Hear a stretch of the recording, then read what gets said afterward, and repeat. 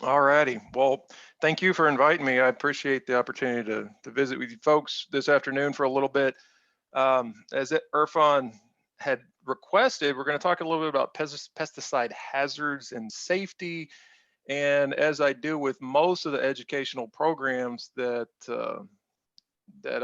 have the opportunity to speak at, I always like to start off by making sure we have a good foundation that we're working from, because I find that if there's some confusion about terminology or what certain concepts or ideas are referring to, then it's probably not the best educational setting that we could have. So first things first, I like to define our terms. And so when we talk about pesticide hazards and safety, first we really need to discuss what is a pesticide, in fact. And so the modern understanding of a pesticide, right, our modern synthetic conventional pesticides are essentially just chemicals or substances designed to be toxic to living organisms so that they can control pests, right? And in order to understand the other term, right, toxicology is literally just the study of poisons, right? Toxicology, based from the root word toxicum from the Latin, is just literally means poison. So toxicology is a study of poisons. And so when we talk about pesticide toxicology, we're actually looking at the ability of synthetic pesticides, right, to cause adverse effects on biological organisms. And so most of us realize, hopefully, that any chemical, including any pesticide, can pose risks to people, animals, or potentially to the environment. And just sort of a very basic overview of how chemicals affect us, living organisms, right? There's three basic types of effects that chemicals can have. They can have a positive effect, such as in the case of nutrients and vitamins and pharmaceuticals. They can have negative effects, as in the case of many toxins and other poisons, or they can have no effect at all, right? And that's going to be determined by a number of different factors as well. And so we're continue to review some of this sort of basic background information to make sure that everyone's has a somewhat of a better understanding of the idea of toxicology and pesticides and what sort of effects they can have. And we'll play into that as well with the idea or the concept of risk. But to get into more specifics of the terminology itself, I find that it's helpful to use. Sometimes I've borrowed some of this from Dr. Alan Felsot, who is an esteemed toxicologist from Washington State University. He does a really, really good job of highlighting the different concepts and ideas that are involved in pesticide toxicology. And so the term toxicity itself, the way it's used in our modern usage, refers to the innate potential, rather, of a substance to cause injury, right? And this can be attributed to the specific three-dimensional shape and structure of not only the compound itself, but also that receptor that's present within the organism. Okay, that's going to play a large role in that, or the primary role in the toxicity for that particular chemical or compound. A hazard, on the other hand, is simply a word that we use to describe the potential of something to cause injury under a specific set of circumstances. So there's lots of examples of hazards, right? You've been to the beach and you've seen swimming hazard, right? You see on little children's toys, they talk about choking hazards, right? A hazard just means that there is a potential for some injury to be caused under some specific set of circumstances. Any of you listening or watching this webinar today are probably at some level of hazard of being put into a coma, right? Whether it's intentional or not, that's been known to happen during some of my talks before. So hazard is a very generic kind of term. Risk, when we use the word risk, we're actually talking about not just a potential to cause injury, but a probability or a likelihood of harm, right? And risk is going to be a function of the magnitude of exposure or contamination along with the hazard. So risk is really, if we had to pick one, which one is more useful to us in most cases, hazard versus risk, we're probably going to want to lean more towards the risk, because that's actually talking about the probability or the likelihood that something's going to cause harm, be it a pesticide or any other chemical. right? And then the term safety, which gets used quite a lot. Actually, I think it was used in the title of my talk here, is a very subjective term, right? When we come down to it, safety is a very subjective word.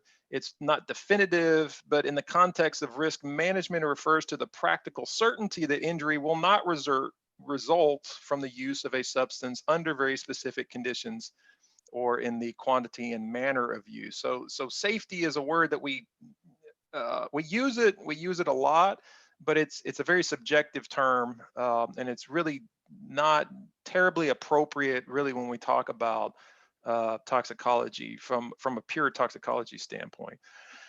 Some other terms that are used quite regularly when it comes to pesticides and how they are regulated in the United States would be terms such as risk assessment. Okay, risk assessment refers to the scientific endeavor for determining the hazards of a substance, the potential exposures, and the likelihood of adverse effects. Now, risk assessments currently in the United States are mandated by statutory and administrative or regulatory law. This is a mostly science-based activity. We start with a hypothesis, which leads us to a prediction. We then conduct experiments and we collect results or make observations based on those experiments and collect that data and analyze it to come up with a risk assessment, okay? Risk management, on the other hand, is a very different kind of term. This would be a social endeavor for avoiding adverse effects.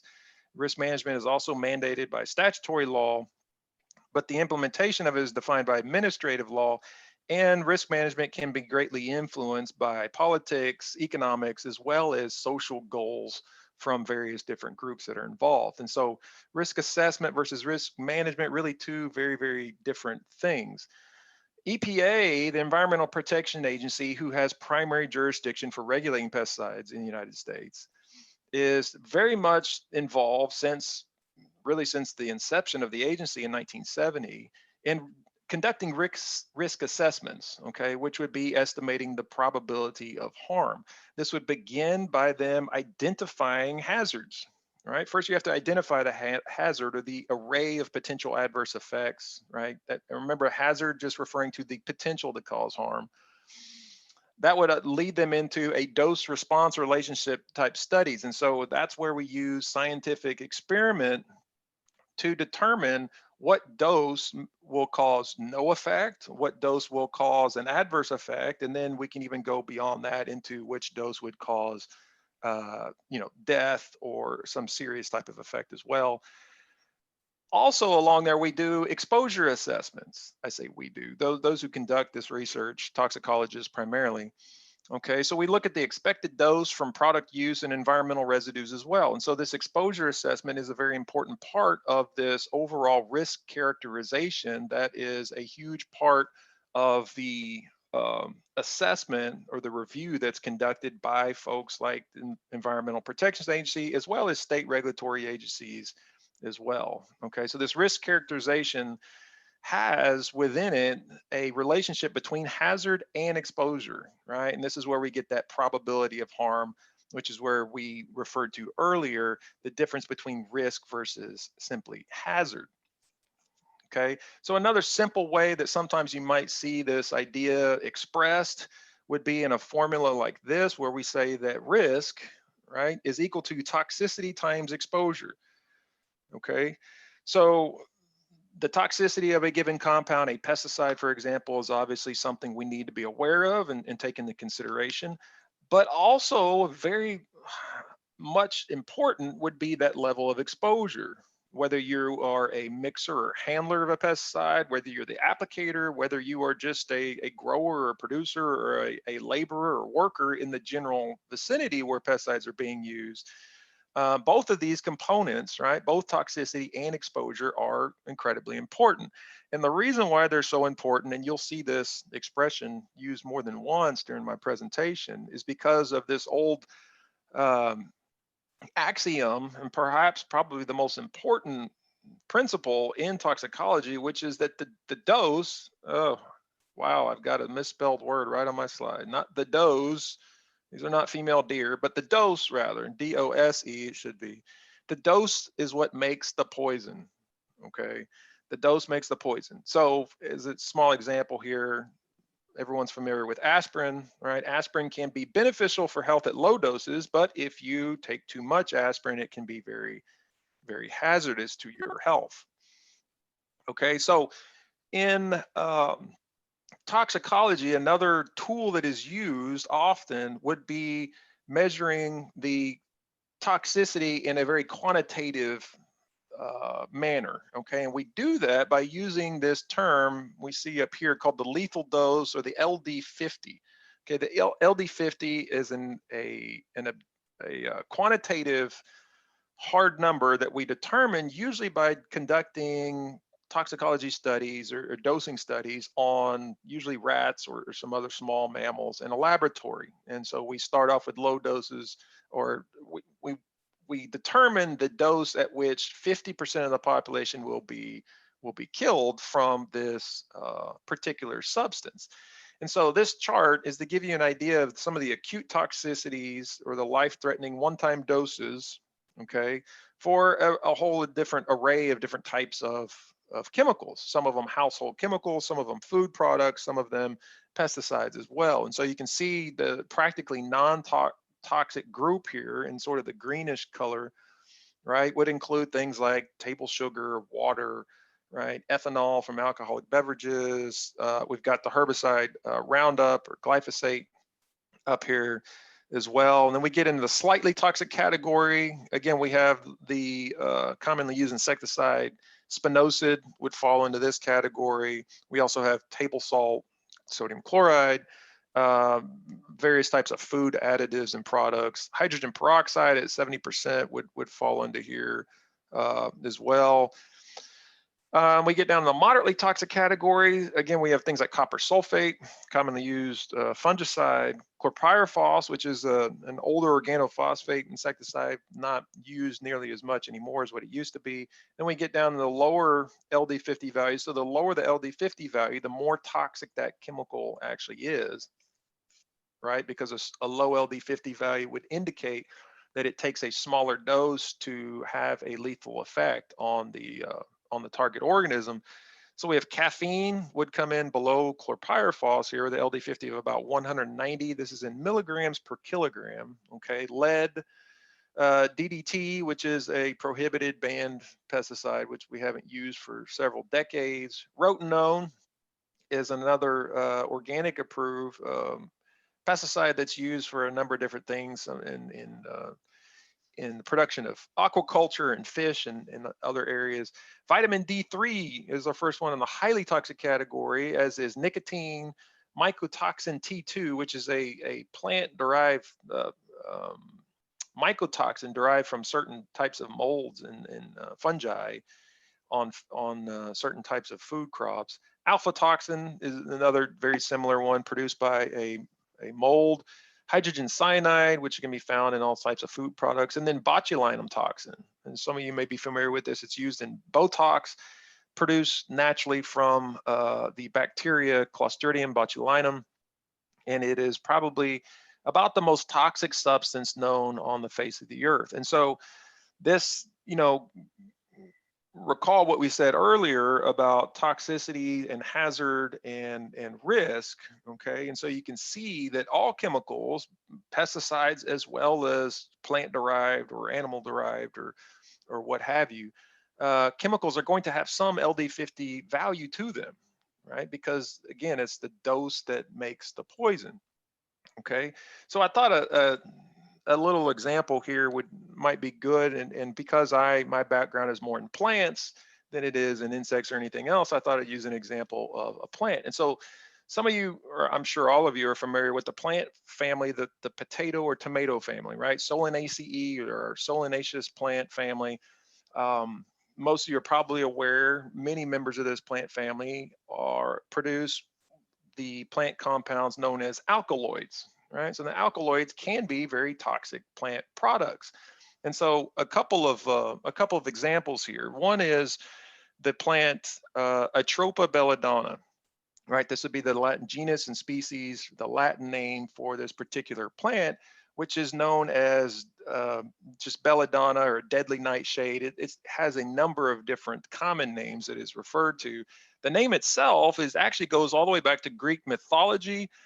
So this statue here is from one of the three Greek fates. This would be the third and final fate, right? Atropos, right? So this was the name of one of the Greek mythological understandings that they have. And you see the shears she's holding here represents, this would be the Greek fate that represented the end of life, the ability to cut or sever life, right? So this, from the Greek, atropos is where we get the genus name for this plant, Atropa, right? Belladonna, interestingly, comes from the Latin word, or the Latin phrase or expression for beautiful woman.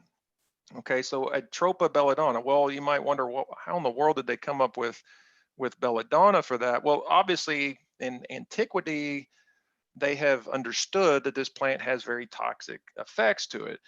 And apparently this, one of the effects, the non-toxic effects at very low doses was determined many centuries ago, was that if you would administer drops from this plant extract into the eyes, and women would do this, it would actually dilate the pupils, and it would last, it would persist for quite some time. And women, where we get the name belladonna, would use this plant extract to dilate their pupils, to, in the effort to make them more alluring to men. And so that's where the name itself, when Linnaeus came along and actually named the plant, that's where they came from to do that.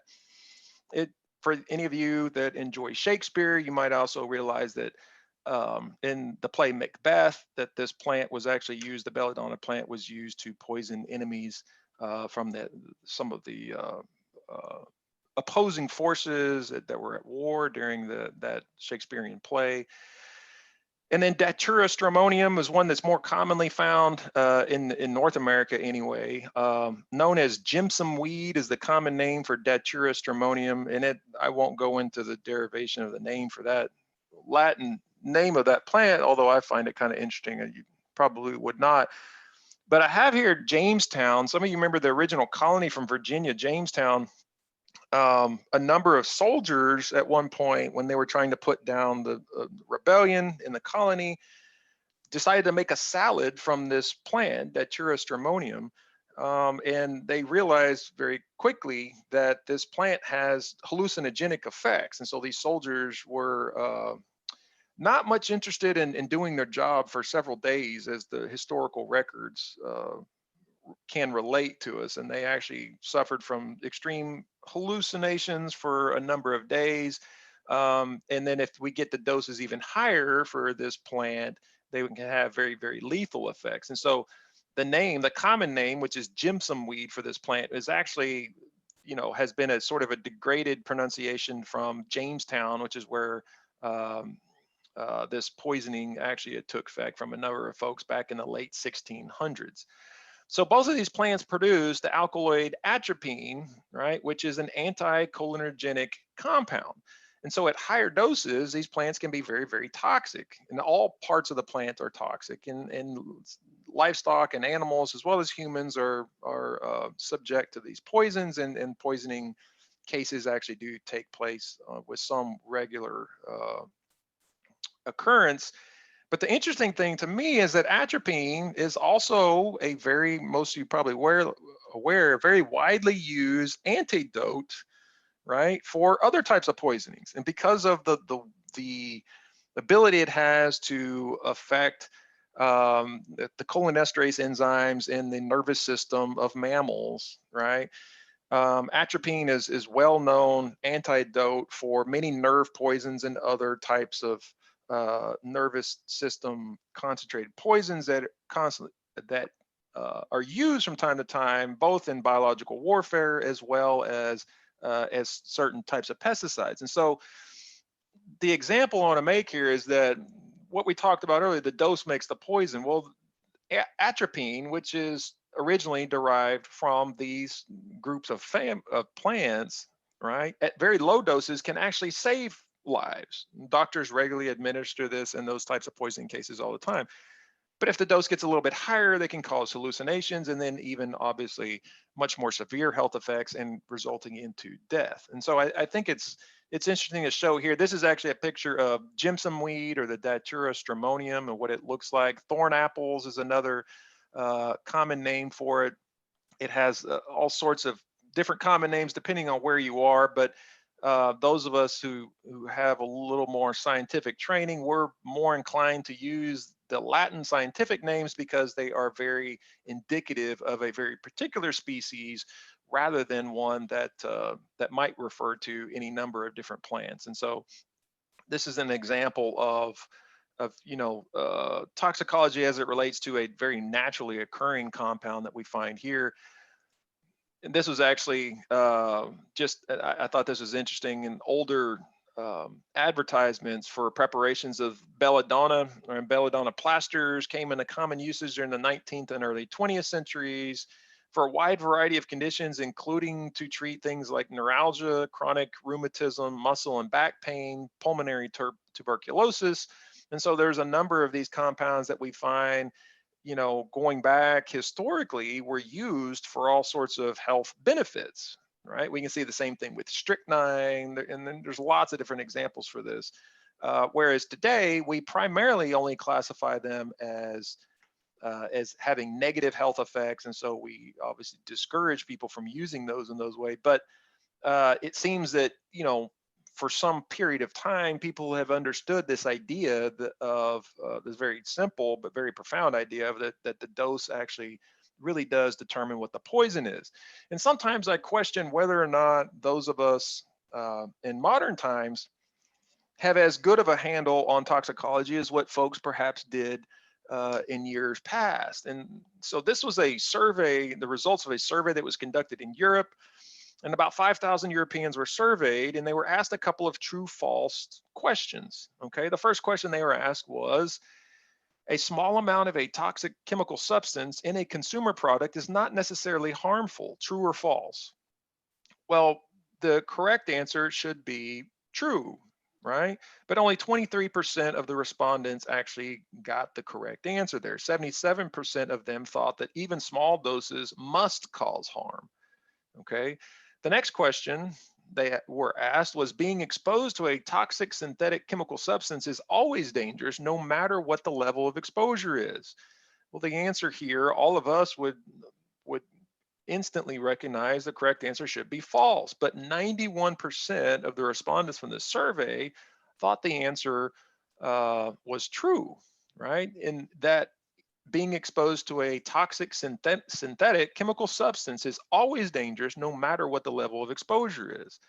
And that basically flies in the face of all the rules and principles of toxicology that we just discussed, albeit somewhat briefly in the last several minutes. And so I think folks like myself, have our work cut out for us, right, as far as education, right? Because there seems to be a pretty basic lack of understanding whenever it comes to the rules and principles of toxicology. And I know I can only speak for myself, but from an educational standpoint, after probably close to 20 years of education in public institutions, it wasn't until I got into my graduate studies before I ever took a course on toxicology. And so I think we probably are not doing ourselves a service in the education system if we're not sort of rolling out these basic ideas and principles of toxicology to folks at a much younger age, so that we have a better basic understanding of some of these principles. Another example from the plant realm, right, that the dose makes the poison. There's any number of different fruits and vegetables and plants as well that contain toxic compounds, right? Whether it be amygdalin in apples, formaldehyde in pears, solanine in potatoes and solanaceous crops, right? There's a number of different examples that we can look at, and we could go after one after another and realize very quickly that, potentially toxic chemicals are around us all the time, and probably play some part in our regular diet. And this is not a cause for concern. And so why would that be, right? Why, if we want to dig a little bit deeper into just, a touch of some of the biochemistry behind this, how is it possible that solanine, a very toxic compound, does not adversely affect our health when we eat potatoes, right? Well, a little bit more background on some of the, I'll lend from some of the expertise of Dr. Felsad, right? Most plants produce chemicals that may be very toxic to animals. However, animals have evolved specialized enzymes over long periods of time that can degrade natural plant toxins into harmless substances. Many years of study have proven that these same enzymes are also capable of detoxifying many synthetic substances, including essentially all of our currently used pesticides. Okay. When you are exposed to any chemical in your diet or air, some of the chemical is absorbed in the bloodstream and then carried to all tissues. The cells of all tissues possess the enzymes capable of detoxifying foreign substances, which are called xenobiotics, whether they are plant toxins or modern synthetic chemicals. The detoxification of enzymes are but one type of many enzymes that are responsible for normal body metabolism, which includes energy generation, breakdown of substances, and synthesis of new biomolecules. Some types of cells, especially those of the liver, are especially active in detoxifying chemicals. In other words, the rate of metabolism in liver cells is very rapid compared to the cells of other tissues. Okay, so chemicals can be absorbed, depends on the chemical, but chemicals, including pesticides, can be absorbed into the bloodstream and distributed to all parts of the body. All tissues, however, have the ability to detoxify both natural and synthetic chemicals. Some tissues, like the liver, can detoxify chemicals more quickly than other tissues. Chemicals that are not easily absorbed into the blood, as well as chemicals that are detoxified and excreted quickly after entering the blood, will have less chance of interacting with biochemical targets that trigger potentially toxic reactions. Okay, so the short answer here is that the reason why we can ingest and regularly consume trace amounts of these toxic chemicals is because our body has developed mechanisms and enzymes that degrade and detoxify these compounds, and the majority of them are, degraded into metabolites that are innocuous or inert, and or they are excreted very quickly and very rapidly out through our bodies. Okay, and this is not true of all compounds, but it is true of the overwhelming majority of them.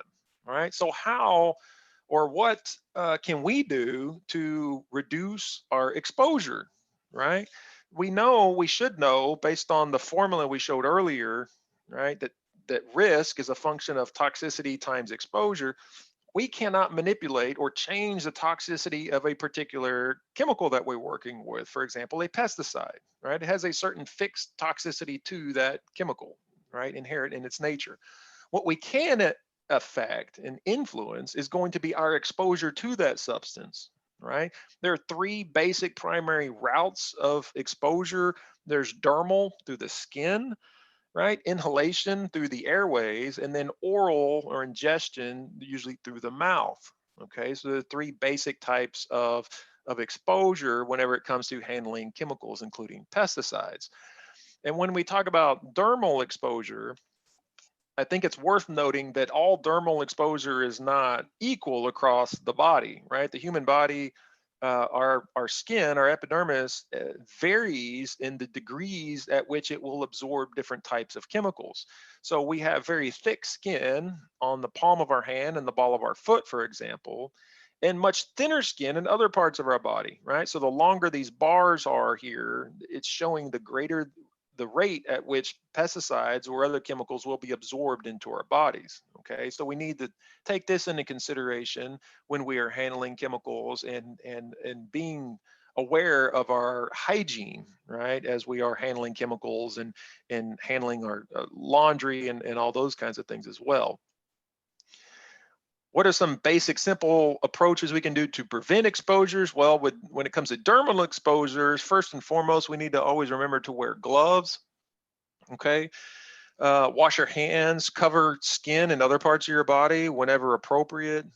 Inhalation exposures, avoid breathing in droplets or dust or vapors if necessary. Obviously, you must wear a respirator and adhere to all those requirements for respirators, which there's a number of them. Oral exposures, obviously don't consume pesticides or other chemicals that may be toxic, but along with that, don't ever store pesticides in food type containers. All right, and I'll touch on that again a little bit later. But what level of precaution ought we to take when we are handling pesticides? Well, there seems to be quite a bit of differences if you go out and observe different pesticide handlers and applicators, and sometimes you might find people that take a very different approach, right? When it comes to chemical safety or pesticide safety. And so if you were to see a scene like this, you know, you wouldn't really be able to determine whether, you know, one individual in this picture is not following the proper protocols or not, because we would have to know more information about what is the chemical of concern here, right? Maybe somebody here just really didn't want to hang around this place much longer and just really would not be bothered if his life was ended much too shortly, or perhaps the other folks here are just taking the utmost care and cautions when handling chemicals. It's hard to know. When it comes to personal protective equipment, and as far as protecting yourself and your well-being and health when handling chemicals, first and foremost, you should always review very thoroughly the pesticide label. Labels have been developed by the manufacturers along with the Environmental Protection Agency to make sure that they provide the appropriate levels of safety requirements for mixers, loaders, applicators, and others working in the vicinity of those pesticides. So always check the label. The label is going to give you requirements for personal protective equipment, as well as any other types of restrictions or precautions. Different pesticide products commonly require different levels of PPE. It is not uncommon for me to get a question from an applicator and they want me to tell them one absolute standard, right, of PPE level to wear when anytime that they use pesticides. And I'm always reluctant to do that because there are literally thousands of different labels for the different types of products, and they have different levels of PPE requirements. And so we can't give you a one size fits all um, recommendation when it comes to PPE. That really has to be determined by the individual product label that you are using. And then obviously little practices such as destroying heavily contaminated clothing ought to go without saying if you find yourself in that situation. If we had to rank PPE, which I'm not intending to do here during this program, but if we did have to rank PPE, if somebody absolutely cornered me and forced me and said, what is the single most important PPE that you'd have to use?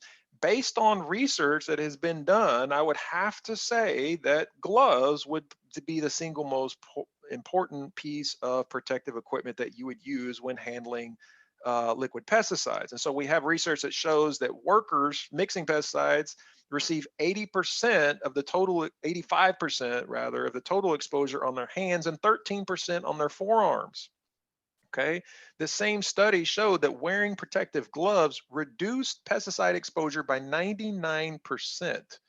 Okay, I don't know if you can find anything else in any other type of study that's going to have that clear cut of an effect, a 99% reduction in pesticide exposure simply by wearing gloves. Now, please make sure that you don't misunderstand what I am saying. I am not saying that all you need to worry about is gloves. That is not my intent here. But I am trying to highlight the importance of gloves. Okay, gloves are important, but potentially other pieces of protective equipment can be equally as important depending on the type of application, the type of pesticide that you're actually using, etc. But we definitely do want to highlight the importance of gloves. There's a number of different types of glove materials that are approved, that are chemically resistant approved, but do make sure and stay away from leather or cotton gloves, right? Any type of glove material that is absorbent, that will actually absorb chemical, is not going to be helpful for reducing exposure. It might actually cause you to increase your exposure. Chemically resistant gloves should be used. The most commonly used glove material are going to be nitrile gloves, not necessarily because they're the best, they are good, but just because they're most readily available, they're fairly affordable. So nitrile gloves are are probably the preferred ones. Okay, so make sure that you check that label and then go out and equip yourself with the proper hand PPE for that particular product. Moving on past the dermal, the ocular exposure is another area of concern. Obviously, our eyes are incredibly important for us. So when the label says to wear protective eyewear, okay, if it doesn't specifically delineate which type of eyewear you ought to wear, you probably have some options. You can wear goggles, face shield, safety glasses with shields, or even a full face respirator would probably approve. Again, it's going to be largely determined by that particular label for the product that you're actually using. Respirators, some of our products do require respirators, okay? And that's going to be determined by the individual product again. There's two basic types of respirators. There are the air supplying respirators and then the air purifying respirators, okay? So this half face mask chemical cartridge particulate filter that we see a illustration of here, this would be an air purifying respirator, which is probably the most common type that is used. If there are half face, there are full face. Face pieces, we need to make sure and wash those after each use. In order for respirators to be used correctly, that you do have to go through a fit test procedure, which is also a requirement of certain other federal laws, such as the Work Protection Standard. But that fit test procedure, you can find instructions on that online, pretty readily available, to make sure that that respirator is actually designed to fit your particular face and to do its job as far as protecting you from any of those inhalation hazards that you might be susceptible to. Okay, so those are some of the basic PPE, bigger areas, right, when it comes to protecting our health and the health of our employees and other handlers and applicators. If you do suspect that someone has been, exposed to a pesticide in a level that is of concern, remember that pesticide poisoning symptoms can be confused with other health problems. One, not the least of which, particularly in the summertime in Texas, would be heat stress, heat exhaustion, even heat stroke. Sometimes can mimic the symptoms of pesticide poisoning. If you're ever in doubt, it would be advisable to seek out professional medical attention, and when possible, always do your best to get as much documentation as you can. So if you have someone who's been poisoned by a pesticide, get your hands on the pesticide label. Even better would be the SDS sheet, the safety data sheet, and take that to the medical provider so that they have a good starting point from which they can work to try to figure out the best way to provide the appropriate medical attention to that party that is involved. Okay. How do we know which pesticides pose a greater hazard to us versus others? Okay, so remember we discussed the LD50 values earlier. Well, we use those LD50 values to a large part to determine these different categories from which we place pesticides into. So we have our category 1 pesticides, right, with our highest toxicity pesticides that are going to be demarcated by the skull and crossbones signal, right? They will also have danger poison on the label, and these would be highly toxic or highly corrosive products that would not take much of a dose to cause very negative adverse effects on us. Category 2 are going to have warning as the signal word. Okay, so these would be moderately toxic in general terms. And then we would go down from there. Category 3 would have caution. Category 4 may have caution on the label, or it may not, right? But obviously, anytime you see the skull and crossbones, that gives you a very quick idea of what the signal word is and what the potential toxicity of that particular product is. Here's an example off a label of a commonly used pesticide, right? Roundup Pro, in this case, we can see has a signal word of caution. So we would know immediately that that's at least a category 3 pesticide. Another example from a label for an insecticide, and this is a little bit newer than some of our insecticides, but this product called acelepryn, and you can search all over this label and you won't even find a signal word on this label, right? And it's not because the manufacturer just forgot to include the signal word, not at all. In this case, this particular insecticide is not required by law to have a signal word. then that's because the mammalian toxicity is so low that it essentially, really, from an acute toxicity standpoint, does not pose any significant health risk to us whatsoever. Okay, so it's below the requirements to even have caution on the label, which you probably won't even find in any of your household cleaning products or anything else. And so the good news when it comes to the synthetic pesticide industry is that the emphasis over the last 20 to 30 years has been to discover and produce and manufacture more pesticides that are going to fall into those lower toxicity categories. The EPA and the manufacturers are not searching for highly toxic pesticides. When I say highly toxic, I mean that are highly toxic to mammals, to us, right? That pose a significant health risk to us. They are obviously looking for pesticides that are very toxic to the target organism, be it an insect, disease, weed, what have you. But most all of the newer products are going to have, the chemical properties that allow them to be at lower toxicity values to humans. Okay. What are some other things about PPE beyond just the proper, acquiring it and wearing it and using it? Well, we also need to make sure that we store it properly. Okay. So one of the basic little rules here is don't ever store your your personal protective equipment rather with the pesticides. Your respirators and cartridges should be stored separately. Respirators ought to be cleaned regularly, and that clothes used while applying pesticides should be washed separately from other laundry. Okay, here's an example of someone who's really not doing a good job of storing their personal protective equipment. Okay, you can see the chemical jugs in very close proximity to the personal protective equipment, as well as the first aid kit. Just not a good idea to do that, right? This would be a much better example of how to properly store your personal protective equipment.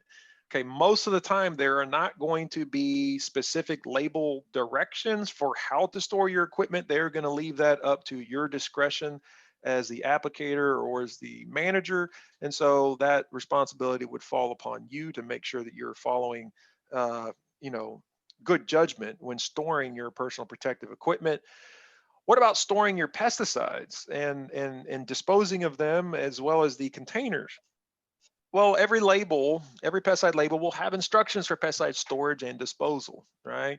And oftentimes they will give you specific instructions, but very oftentimes as well, they will leave you some leeway, right? And then put some of the burden back on you when they make statements like this, determine if you may do this if it's allowed by state and local authorities. Okay, so we will run into situations like that as well, because remember, the labels are federal documents, right? They apply nationwide, whereas individual states may have rules that are more stringent than what the federal rules actually require. Remember that I mentioned this earlier, pesticides removed from their original containers have been known to cause pesticide poisonings in both adults and children. And none of us want to have to live with that on our conscience, that our actions led to someone being accidentally poisoned from pesticides. And very quickly, I'll give you an example of how this went very horribly wrong. Several years ago in India, a organophosphate insecticide, monocrotophos, which is no longer used in the United States, hasn't been used for quite some time, but it is still used in India, actually resulted in the death of a couple of dozen of school children at a school. Okay, so the children became ill very soon after eating lunch that was provided by the school. And so they rushed them to hospitals. The doctors at the hospitals very quickly surmised that this looked like organophosphate poisoning. Okay, and at that time, this insecticide was used to grow rice as well as wheat in India. And so the first suspicion was that the residues of this insecticide on the food crops were responsible for these poisonings. But as time went on and the scientists and investigators continued to do their work, unfortunately, several more children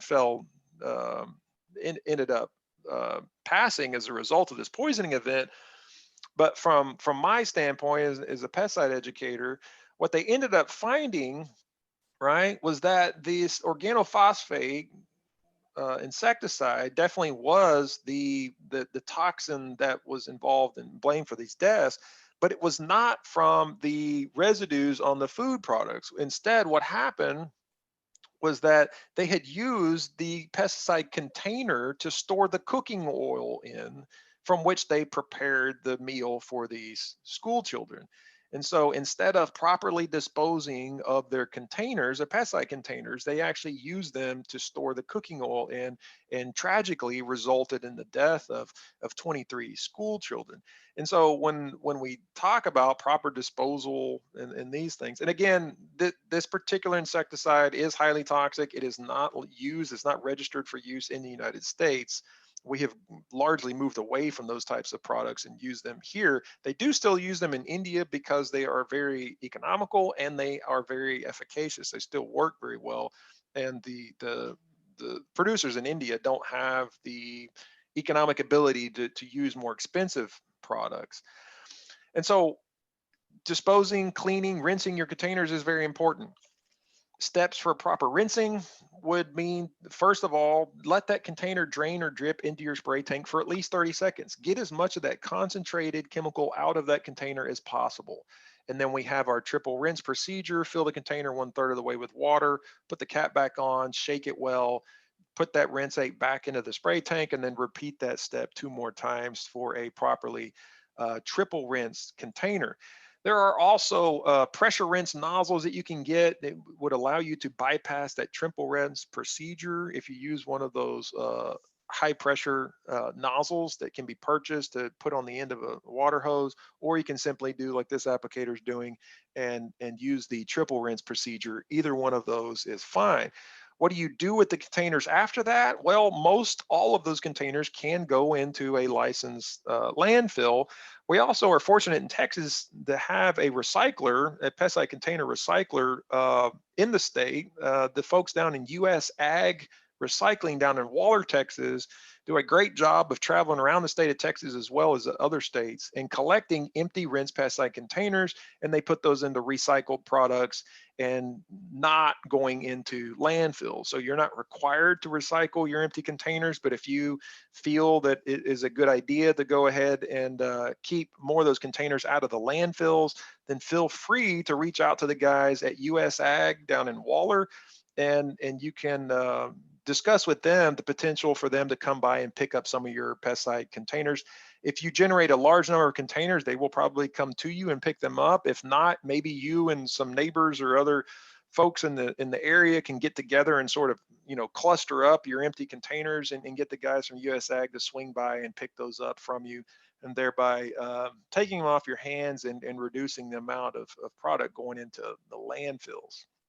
Okay. Real quick, I did want to cover kind of one last point when it comes to safety of pesticides and handling them. And this would not be from a human exposure standpoint as the previous several slides were. This would be more from an environmental standpoint, right? You can see what this guy's doing here when he's filling his spray tank. He's doing something very specifically, right? In that you can see from where the position of the end of his fill hose is, what is he concerned about? And what he's concerned about is backflow or back siphoning, right, out of that spray tank back into the water source. And so, as you're probably aware, anytime we stick the end of a hose below the level, right, of the solution in that tank, there is a potential, right, a potential for that chemical likely with residues from the tank to be siphoned or to backflow back out of that spray tank and potentially contaminating our water source. And I know you good folks, just like all Texans, we realize the importance of clean water. And so we all have a vested interest in protecting our water resources. And so simply leaving a physical air gap here at the top of the tank is a very simple, straightforward way to decrease that likelihood or eliminate the likelihood rather of backflow. Another option would be to install some sort of a check valve or anti-siphoning valve. There's a number of different ways that those can be set up or structured in your tank filling system, wherever they may be. There's not necessarily one right or wrong way to do this. I always thought that this was kind of an interesting one to do here. We see a float for a livestock watering trough, right? that has been improvised to use as a sort of a to serve two purposes here, right? So you have a built-in air gap here to have backflow prevention here, but also it keeps you from overfilling your spray tank, right? So the float down here at the bottom, once that level in the tank comes up, it will automatically cut off that water. And so we don't end up overrunning our spray tank, which if you've filled very many spray tanks, essentially it seems like it's just a matter of time before you're going to run into that issue. I know I can speak from personal experience. It's happened to the best of us. Okay, so in summary, I know I covered a lot of different topics, but hopefully I did so in a way to hold on to at least some part of your attention throughout this presentation, both from talking about the human health standpoint. Again, remember, the dose makes the poison. Whether we're dealing with pesticides, vitamins, pharmaceuticals, you have it, right? It doesn't matter. All chemicals have the potential to cause adverse effects. And we know that our job as pesticide applicators is to minimize our exposure to pesticides whenever and wherever possible, right? And we do that primarily through our handling and mixing and applying practices, as well as always adhering to those label directions for personal protective equipment. And again, there's not a one size fits all approach, right? Because our pesticides vary greatly when their levels of toxicity. We wouldn't want to treat them equally in that they all have the same potential to cause adverse effects on us, because that would not be accurate based on what we know from the scientific evidence that we have collected. So with that, I think those are all I have for my slides. I tried to make sure we stay on time here.